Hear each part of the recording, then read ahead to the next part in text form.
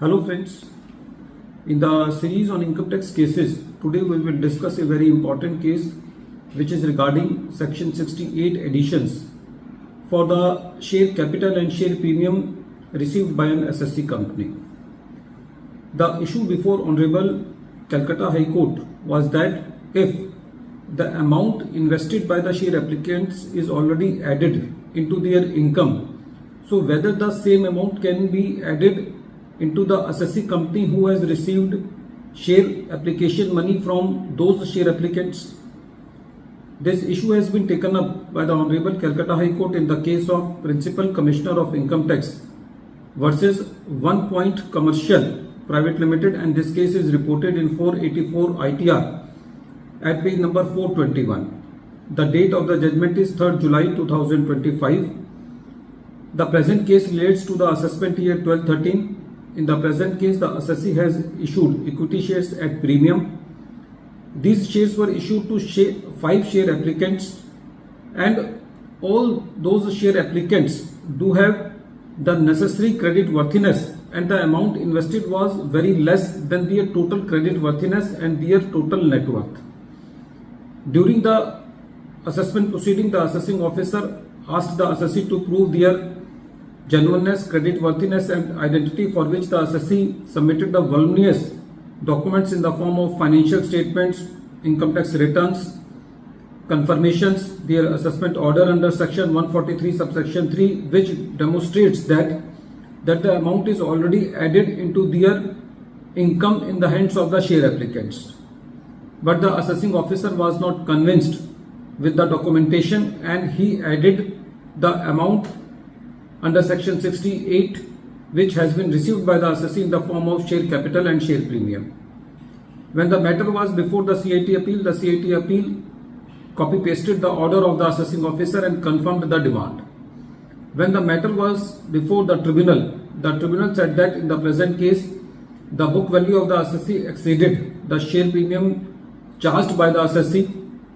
The assessee has submitted the complete documentation in the form of financial statements, returns, confirmation, which establishes beyond doubt the credit worthiness of the share applicants. The sum has been taxed already in the hands of the share applicants in the assessment under section 143 subsection 3. So the addition of the same amount in the hands of the assessee is not justified. So the tribunal deleted the addition, and when the matter was before the Honorable High Court, because the revenue filed the appeal against the order of the tribunal, the court said that in the present case the tribunal has thoroughly examined the facts about each of the share applicants. The identity of the share applicants was not disputed at all.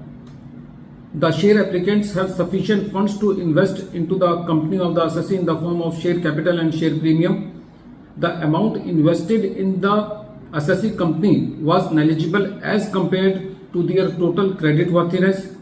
And more importantly, in the present case, the High Court reiterated the order of the tribunal by saying that the amount has already been added into the income of the share applicants under the assessments under section 143 subsection 3, and if the same amount will be added into the hands of the assessee, then it will lead to double taxation.